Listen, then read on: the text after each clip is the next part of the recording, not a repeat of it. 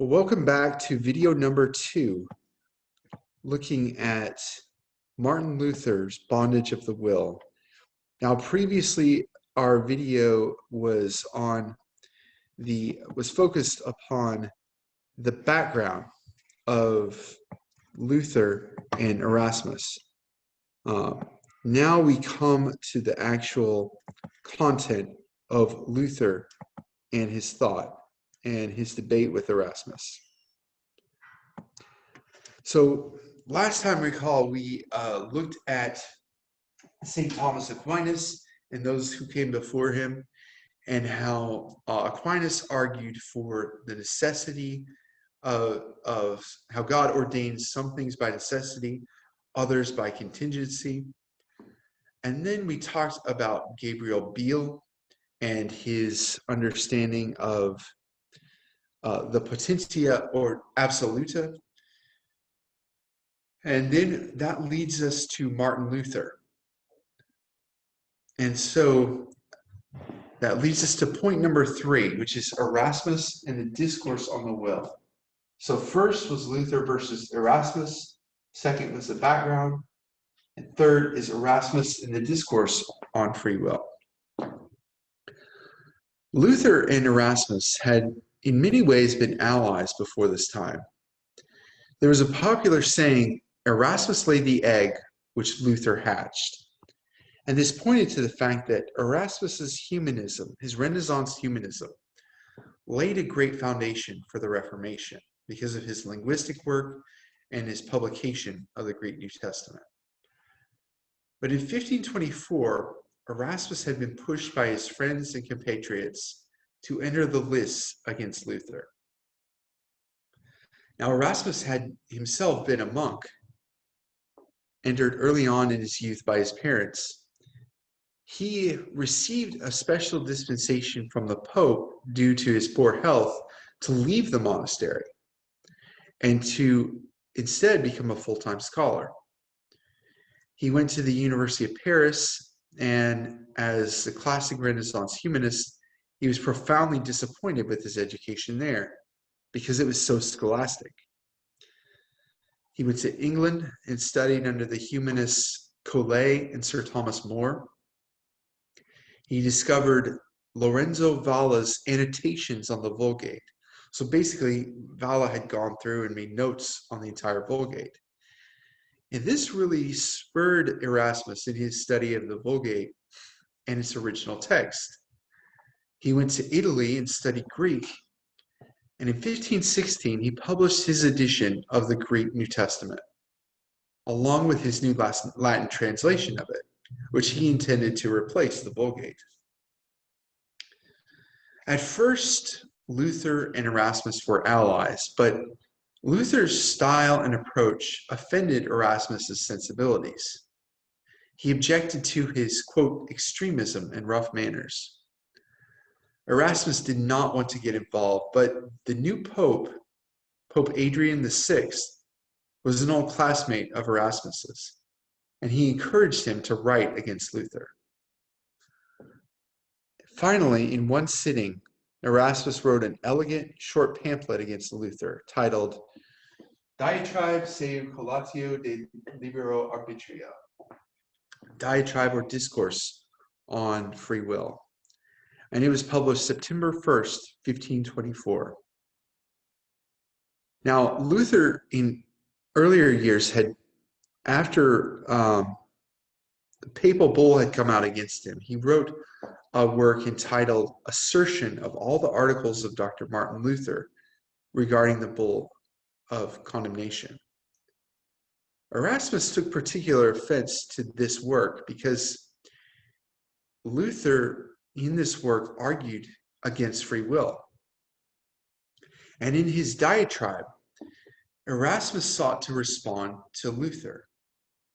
He began by targeting Luther himself, noting that he put himself against Luther in such a manner to put himself at a disadvantage. Nevertheless, he claims to be completely objective in his assessment of the nature of free will. He writes, quote, I must confess that I have not yet formed a definite opinion on any of the numerous traditional views regarding the freedom of the will. All I am willing to assert is that the will enjoys some power of freedom. My reading of Martin Luther's assertion was quite unprejudiced, except that I felt towards him such a favor as a lawyer feels toward a hard-pressed defendant. Though Luther's argument is defended with every means at his disposal and presented with great verve, I must honestly confess that he has not yet convinced me. So Erasmus wants to affirm some freedom of the will, and he states rather pompously that Luther has not yet convinced him of his position. He then begins to explain that there are some things which God wants us to know, but other things which God does not want us to know. Quote, Holy Scripture contains secrets into which God does not want us to penetrate too deeply, because if we attempt to do so, increasing darkness envelopes us, so that we might come to recognize in this manner both the unfathomable majesty of divine wisdom and the feebleness of the human mind. Furthermore, he notes that, quote, there are certain kinds of truth which, even though they could be known, would nonetheless be unwisely offered for indiscriminate consideration. Perhaps what the sophists used to say about God, that, given his nature, he is present as much in the cavity of a beetle as in heaven, has some truth to it. It would be unprofitable to discuss this matter publicly, end quote. In other words, Erasmus is saying that there are some divine truths which we simply shouldn't talk about. He makes this more pointed by saying, quote, let us assume the truth of what Luther has asserted, namely that everything that we do happens not on account of our will, our free will, but out of sheer necessity. What could be more useless than to publish this paradox to the world? Secondly, let us assume that it is true, as Augustine has written somewhere, that God causes both good and evil in us, and that he rewards us for his good works wrought in us, and punishes us for the evil deeds done in us. What a loophole the publication of this opinion would open to godlessness among innumerable people. So in other words, end the quote, in other words, Erasmus is stating that even if what Luther is saying is true, it shouldn't be taught publicly. Erasmus then presents a rhetorical argument saying that none of the church fathers have denied the freedom of will before, and so it would be wrong to cast down an opinion held by so many. He then defines the freedom of the will, stating, quote, by freedom of the will, we understand in this connection the power of the human will, whereby man can apply to or turn away from that which leads unto eternal salvation. So in other words, the free will is the ability to choose or not to choose salvation. Erasmus then ties the reason and the will together, beginning by examining Adam and Eve.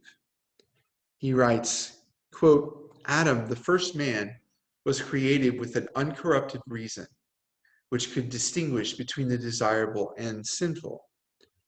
In addition, he had also received an uncorrupted will, but which remained quite free if he wished to choose also evil. So the reason is inherently tied to the will. So he then explains how these faculties are fallen. Quote, our power of judgment, i.e. reason, has only been obscured by sin and not extinguished. Our will, considered as ability to choose or avoid, had thus been worsened to a degree, so that it could not improve itself by its own natural means. It had lost its freedom and was obliged to serve the sin to which it had once willingly assented. But by the grace of God, which forgives sin, the freedom of the will has been restored to such a degree that, according to the Pelagians, eternal life can now be gained even without the help of further grace. End quote. So this quote is really quite astonishing because Erasmus at this point invokes the Pelagians positively as part of his argument. And Luther picks up on this later. Erasmus continues, in those without extraordinary grace, the reason is darkened, but not extinguished. Probably the same occurs to the power of the will. It is not completely extinct, but unproductive of virtuous deeds. So in other words, there's still a great power to the human will and reason after the fall. It simply is not capable of divine virtue as it once was. Erasmus then walks through several different views of the will, comparing the views of the Pelagians, the Augustinians, and several of the scholastics. And he concludes, quote, worst of all is obviously the opinion of those who maintain that the free will is an empty name, and that neither among the angels, nor Adam, nor us, nor before or after receiving grace, did it or could it accomplish anything. That rather God causes in us evil as well as good, and that everything happens of mere necessity. End quote. So this appears to be a shot at what he perceives to be Luther's view. So what we see here is that Erasmus is arguing for a freedom and power to the human will that is not wholly lost, but simply partially defaced, not completely fallen, but weakened, not dead, but sick. In his conclusion, Erasmus writes, quote, in my opinion, the free will could never have been, in my opinion, the free will could have been so defined as to avoid overconfidence in our merits and the other disadvantages which Luther shuns, as well as to avoid such as we recited above, and still not lose the advantages which Luther admires. This, it seems to me, is accomplished by those who attribute everything to the pulling by grace, which is the first to excite our spirit, and attribute only something to human will in its effort to continue and not withdraw something from divine grace. In other words, what Erasmus is trying to say is that free will is important to continue in grace. Grace begins things in the Christian life. It's important for the beginning and for the end, but free will is important for the middle part of remaining in grace and staying within it. He writes, quote, two causes meet in the same work, the grace of God and the human will. Grace being the principal cause and will being a secondary, since it is impotent without the principal cause. So for Erasmus, there is this moderated position.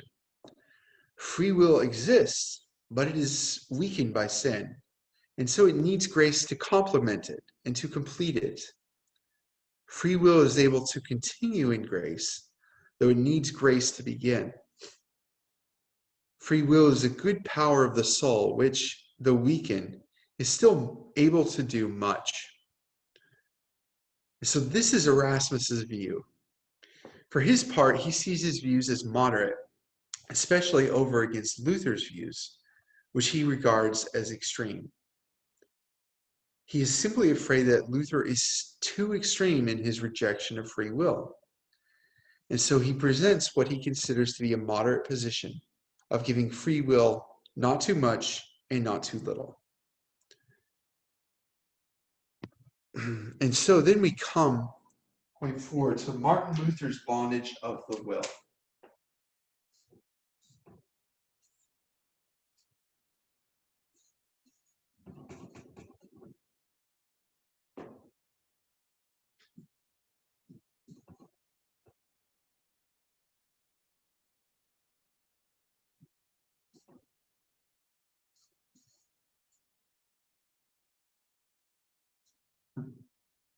De Servo Arbitrio.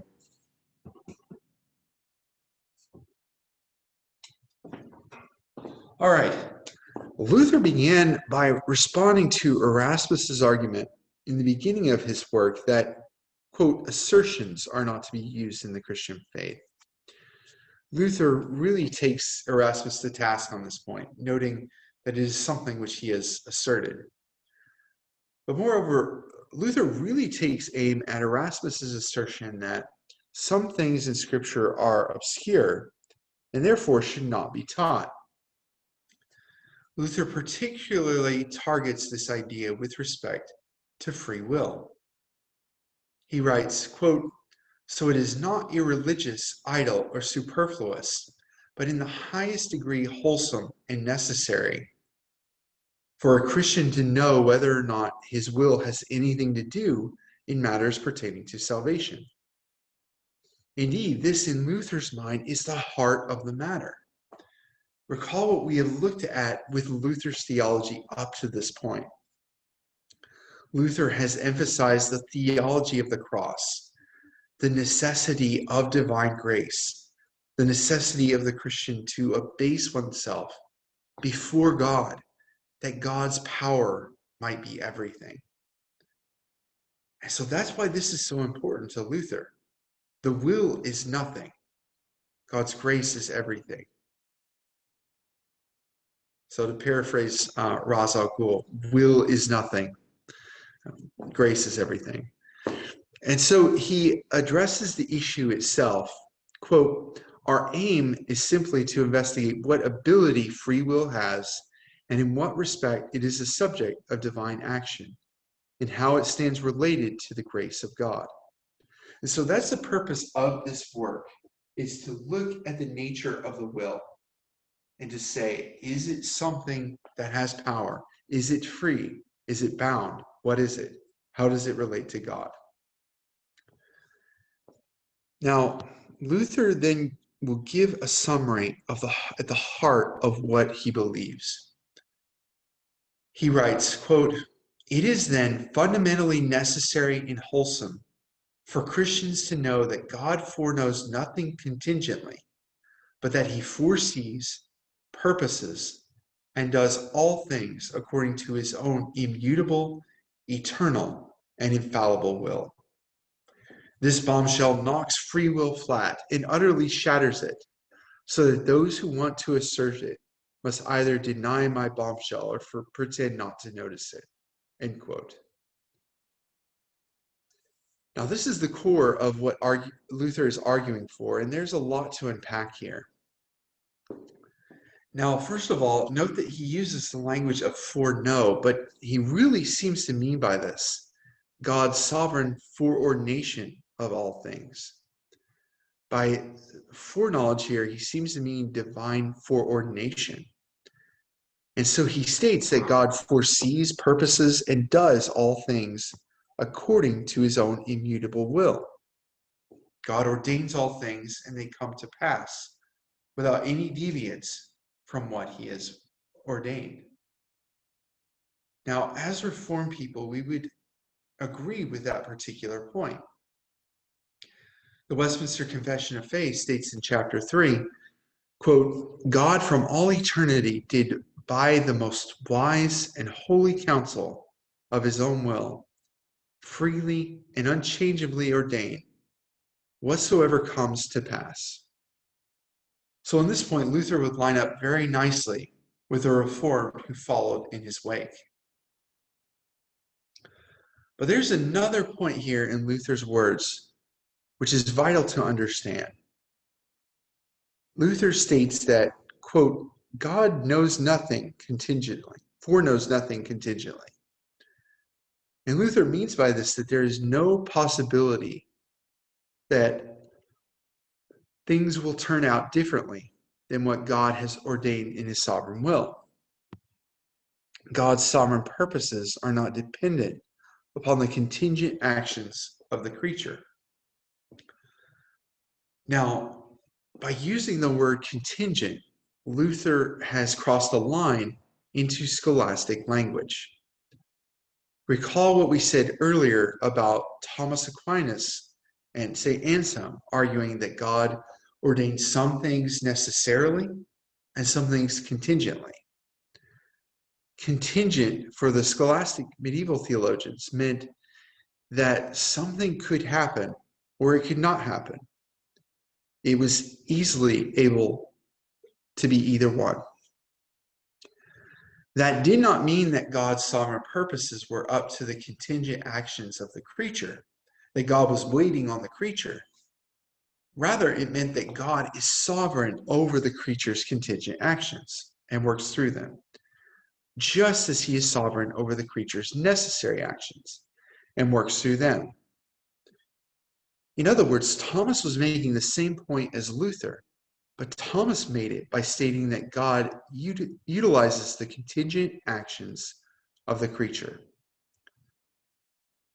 Luther takes this language and does something different with it. It says, no, there are no contingencies with God. Everything is assured. So let's take these for a second here. Contingency and necessity.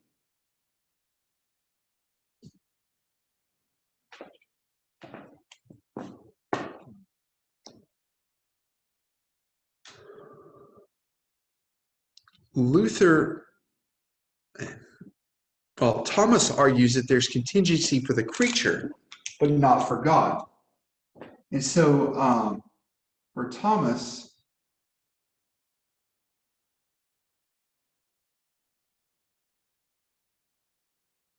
there's contingency for the creature,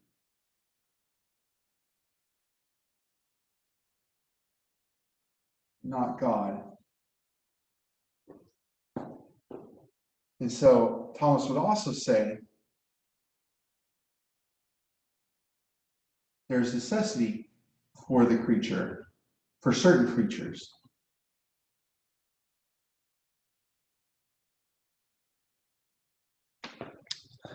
But Luther would argue that there's no contingency for God. And so, to be clear, they're kind of getting at the same point. They're ultimately getting to the same place. But Luther gets there by a different path. And so, just to make it a bit more clear, Luther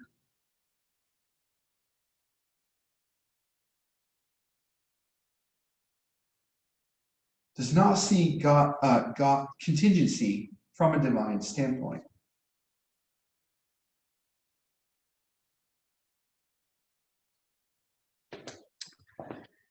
And Luther even makes this point, writing, quote, all we do, however it may appear to us to be done mutably and contingently, is in reality done necessarily and immutably in respect of God's will.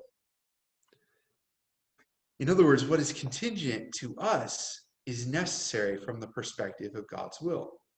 If God wills it, it will happen. And so for Luther, he would say, for the creature,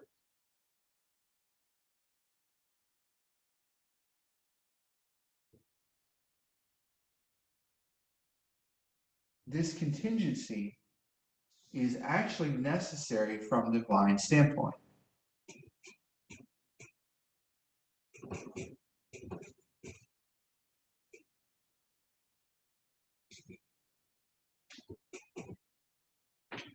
And so, just to make that a bit clearer, so what I'm saying here is that for Luther, the contingency of the creature, of what the creature does, what the creature wills, is necessary from a divine standpoint.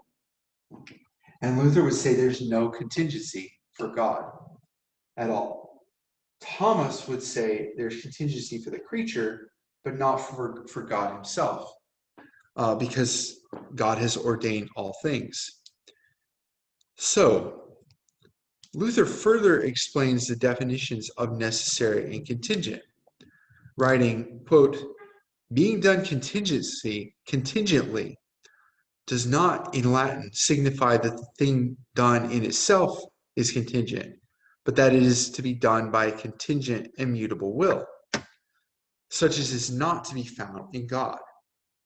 And a deed cannot be called contingent unless we do it contingently, i.e., by chance and without premeditation. And with necessity, he writes, quote, necessity cannot accurately be used of either man's will or God's. Its meaning is too harsh and foreign to the subject, for it suggests some sort of compulsion and something that is against one's will, which is no part of the view under debate. And so Luther does not like the term necessity, and he defines contingency different than the medieval tradition had before him. This demonstrates Luther's subtlety in this approach, but he's still utilizing the scholastic language in a way that's different than before. Note that he does not want to believe that the will is affected by compulsion in any way. But by crossing this line and utilizing scholastic language in a different way, Luther is going to be making great waves in Christian theology. He's going to really shake things up because he's using language so differently than it has been used before. Now, Luther once again notes that God foresees, purposes, and does all things according to his immutable will. That we completely agree with. His will cannot be resisted or halted. But then, interestingly enough, he notes, quote, "This bombshell knocks free will completely flat." So essentially, this destroys free will. Now, by this, Luther means that because God is sovereign over all things, therefore the creature has no freedom from God, which is to say that the creature is not apart from God. God is sovereign over the creature's will. And to be clear here, Augustine would have said the exact same thing. And Luther, as an Augustinian monk, probably imbibed much of this from the teaching from him, though with different language. What Luther does differently, though, here is to deny free will entirely. This is a move that, for its day, was incredibly radical. Free will had been part and parcel of Christian theology for ages, and especially since Augustine had written in favor of it. But what Luther and Augustine meant by free will was two different things. And so Luther goes into more detail about the nature of free will. He writes, quote, "The will, whether it be God's or man's, does what it does, good or bad, under no compulsion, but just as it wants or pleases, as if totally free." End quote. And here is a very important point. The will is not under compulsion, but it does what it wants. This is a very significant point which will come into play later, but right now, note how close this definition actually is to earlier understandings of free will. Just as Augustine had said that the will is able to choose, but it cannot choose good without grace, so also Luther notes that the will chooses what it wants. Now, Luther will add the fact that the will is in bondage to sin later, but he has not gotten there yet. He then addresses the idea of the necessity of the consequent and the necessity of the consequence. And this is a distinction which basically says that if God has ordained a thing, then it is necessary, but it's not necessary in and of itself. In other words, God could have chosen to will it or not to will it. And Luther basically is irritated by this. And he says, essentially, why do we need this distinction? We already know that God alone is necessary. And so here we see Luther sort of plowing through traditional scholastic definitions and redefining them or rejecting them, almost like a freight train just barreling through. And he comes to a basic definition of his terms in this first section. And so then he addresses Erasmus's arguments against the propagation of the teaching of the rejection of free will. So recall that Erasmus had rejected the idea that this teaching about the rejection of free will should be taught. he had argued that there were negative consequences for teaching against free will, and that if you did this, you would lessen the need for people to be obedient. You would lessen the motivation for them to serve God.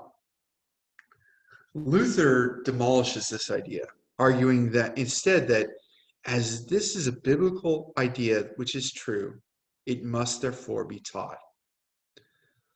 Luther writes, quote, "Who, you say, will try and reform his life then?" I reply, nobody. Nobody can. God has no time for your practitioners of self-reformation, for they are hypocrites. The elect who fear God will be reformed by the Holy Spirit. The rest will perish unreformed.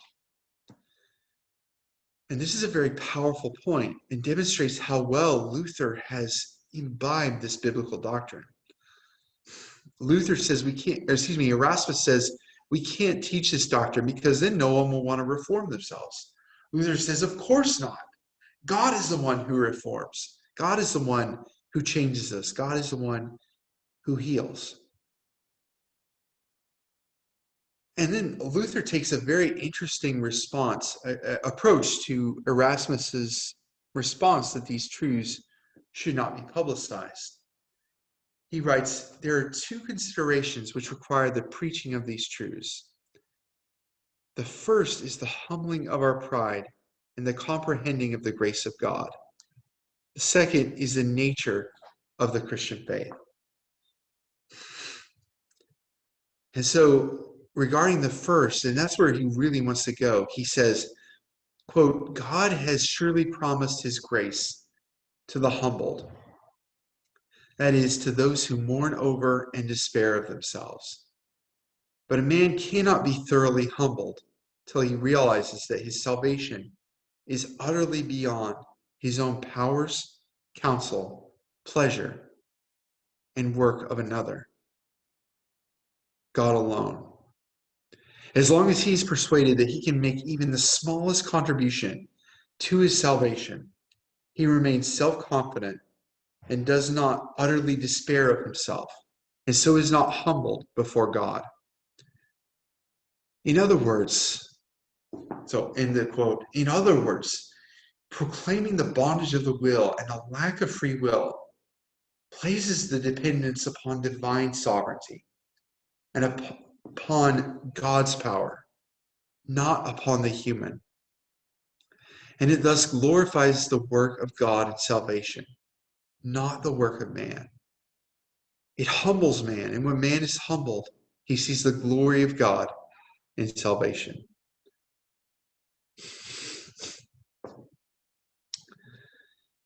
Now, Luther, toward the end of his discussion on Erasmus's preface, explains in more detail what he means by immutability. He notes that all that we do is of necessity, writing, quote, I said of necessity, I did not say of compulsion. I meant by necessity not of compulsion, but of what they call immutability. That is to say, a man without the Spirit of God does not do evil against his will, under pressure, as though he were taken by the scruff of the neck and dragged into it, like a thief or footpad being dragged off against his will to punishment. But he does it spontaneously and voluntarily. And this willingness or volition is something which he cannot do in his own strength.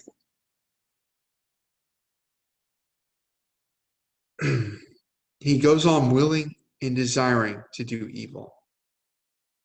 This willingness or volition is something which he cannot in his own strength eliminate or alter. He goes on willing and desiring to do evil.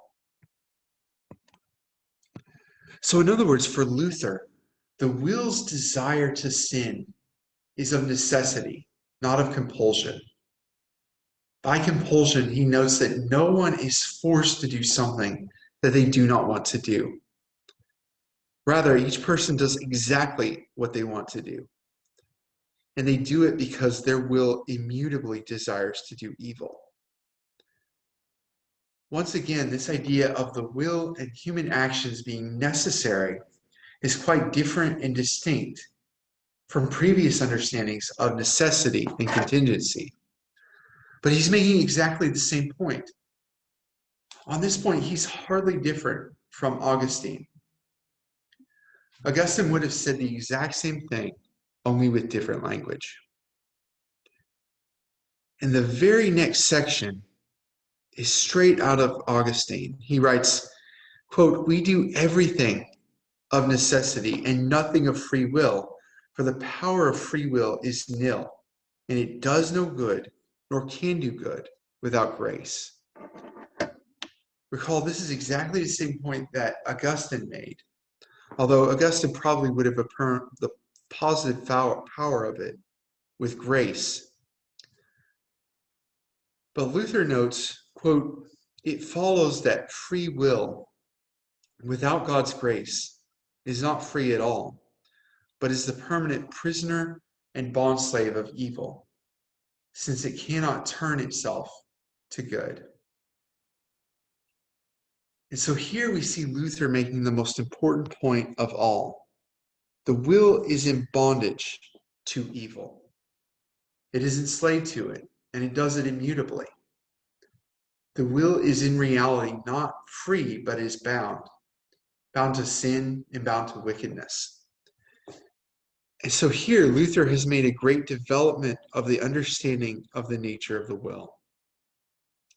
The will is not in fact free, not free from God, not free from sin, but it is bound in sin to destruction, and it turns inevitably to it every single time. And so this leads us to point 5, which is a summary and conclusion.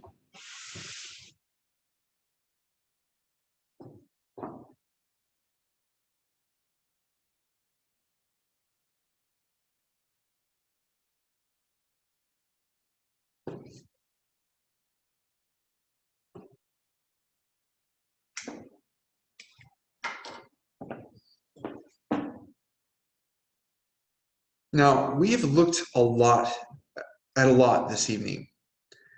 There are 3 major points to be made about the debate between Erasmus and Luther. First of all, Erasmus, as a humanist,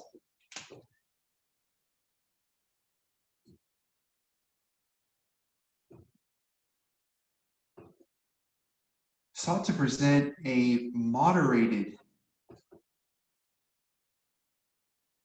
view of free will, and one which was not as, quote, extreme as that of Luther. Erasmus did not really draw from the Christian tradition the way that he claimed to, but he sought to provide a learned, intellectual, moderated account of free will, one that emphasized the sickness of the will, but also its remaining power. Second, Luther, as a reformer,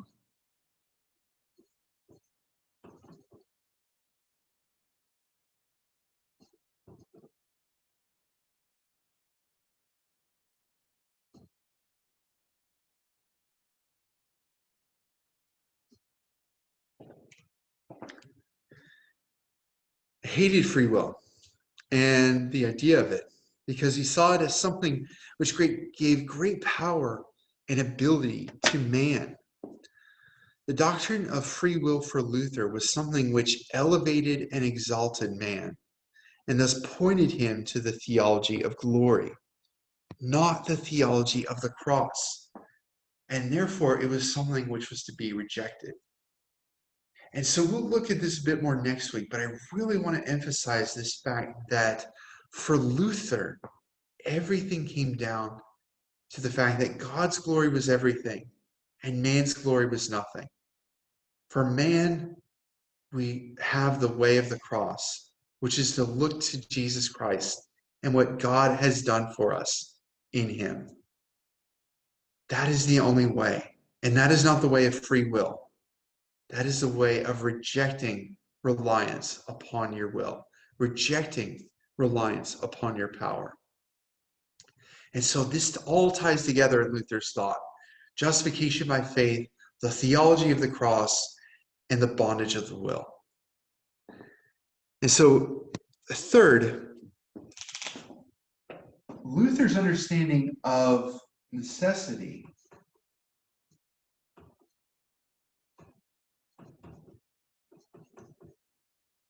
is radically different from that of the medieval era.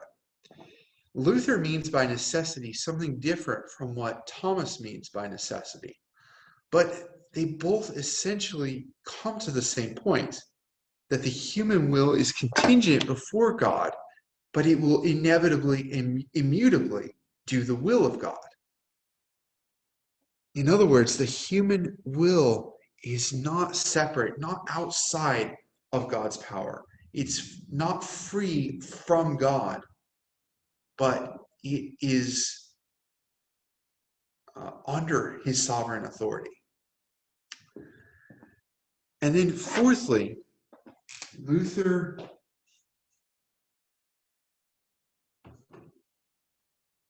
denies free will. Luther denies free will. And this will be one of the first times in Christian history that someone just flat out denies the existence of free will.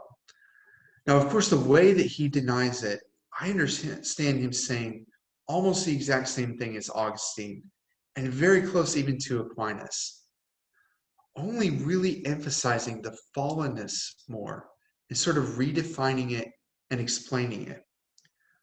For Luther, the will is not free but bound, and bound to sin, to wickedness, and to evil. So here we're beginning to see Luther at work in his development of the bondage of the will. And we'll get more in depth into the book as we look at the next part of it, part 2. And we will do that next week. This concludes our session for this evening, but February 1st, 2022. But please email me if you have any questions. And if you'd like, we can set up a meeting to talk personally. If you did not understand any of this, or if you really had difficulty with it, just please let me know, and I'd be happy to speak with you any way that I can. Thank you, and God bless. See y'all next week.